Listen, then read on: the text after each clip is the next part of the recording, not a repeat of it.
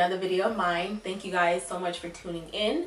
I just wanted to come to you guys today to talk about itchy scalp, causes of why you might have itchy scalp. Now, it can be so irritating to have itchy scalp. Like, you don't want to be the one that's scratching so hard that you look like you're digging for gold in your head. So I'm just here to talk to you about causes of why you might have itchy scalp, because a lot of people might not be informed of the things that I'm about to talk about. You know, it's good to be informed about certain conditions so that you know when it happens, if it were to happen. Not to say that it's going to happen, but if you know, then you're more so aware of it and you're able to say, oh, I know what that is.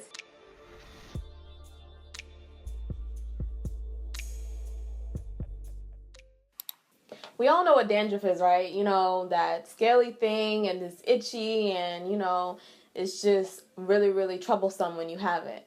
Now, 50% of our population actually experience dandruff. That's a lot of people, you know?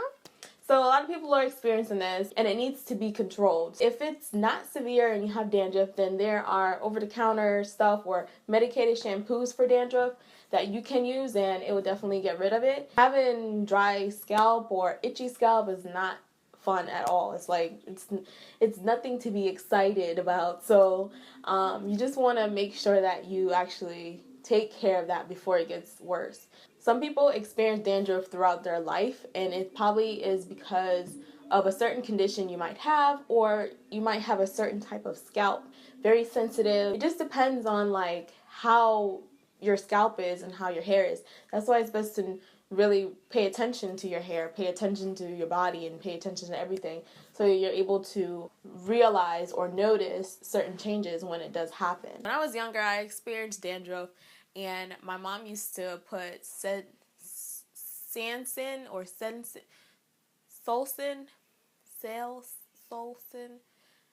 My mom used to put Solsin Blue. I think that's how you say it. But she used to put that in my hair, and it used to stink. Like, it used to just be straight booty. Like, ew. I hated that smell. Being it's medicated shampoo, it actually helped my hair, and then I don't have dandruff anymore. You know, you might have dandruff and you might need some type of medicated shampoo to help you out so that you can get rid of it. So dandruff is not as severe as other scalp conditions. So, you know, it's very common, but you don't want to have dandruff for the rest of your life. You don't want to wait long to see what happens to your hair, because dandruff can lead to a lot of hair loss situations or baldness and stuff like that associated with hair loss.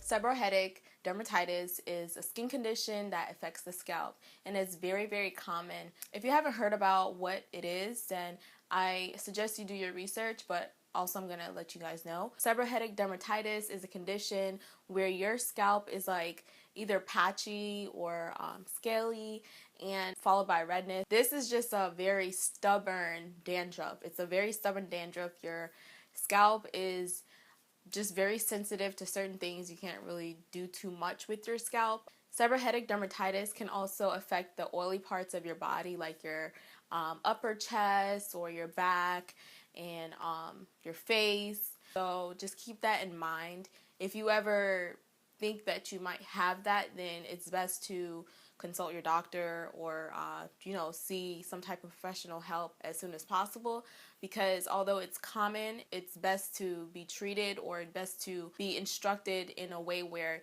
you are not making your scalp more worse than it is. There's certain things that you cannot do with your hair, like just you can't put too much product in your hair, and no matter what you put in your hair that you're trying to take away the dryness, it will come back. Or yeah, some people, their hair actually is a lot more healthier without putting any oil in their hair at all and just using water. And these are for individuals who have seborrheic dermatitis. Do your research and learn more about it. So that is one condition that can really, really cause you to have itchy scalp. It is also not contagious. So don't think just because someone has it, it means you're gonna get it. Like, it's not contagious whatsoever, and it's not due to poor hygiene either.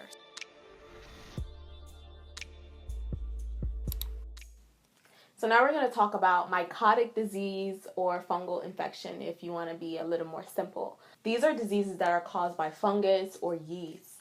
So you got to make sure that you see something that's going on with your hair, you know what it is, and if you don't know, then you need to contact some type of professional help. As I said before, I'm going to keep saying it in this video because it's very, very important. A lot of people ignore certain things about their scalp. It will affect the way that their hair grows on their head. Fungus will invade and grow into dead keratin. And what keratin is basically a protein that makes up of our skin, hair, and our nails. So please be aware of these things when it comes down to your scalp and your hair and your health, because it's important to know. So, you know, if you discover that something is up with your scalp and you don't know what's going on, you see something that you never seen before in your hair, you gotta contact some help, professional help. So just be aware of these things and always go ahead and do your research and, you know, inform yourself about it because it's important to talk about.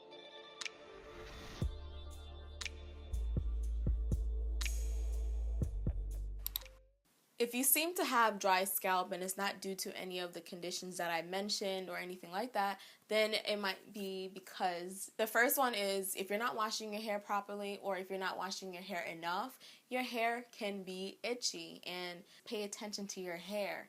You want to know exactly what it needs and what it reacts to because everyone's hair is going to be different. And number 2, dryness.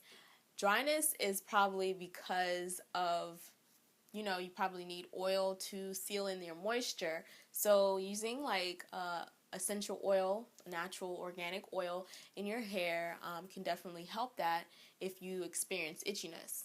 Number 3 is you're not exfoliating enough. You need to massage your hair when you're washing it and when you're putting oils in your hair. You want to give your hair a deep massage, at least for like, you know, 5 minutes. And last but not least, your diet. Diets low in vitamin B, vitamin D, zinc, and good fats can actually lead to dryness in your scalp, and then it will cause itchiness. So that can be a reason why you have itchy scalp. It's not always about how to grow long hair and how to do this and how to do that.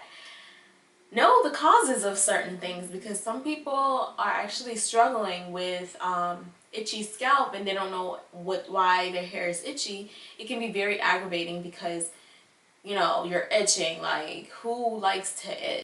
Heard you got about 4 bitches. Try to say you had less, boy, don't do it. If you say I'm on your mind, I just want you to. Heard you got about 4 bitches. Try to say you had less, boy, don't do it. If you say I'm on your mind.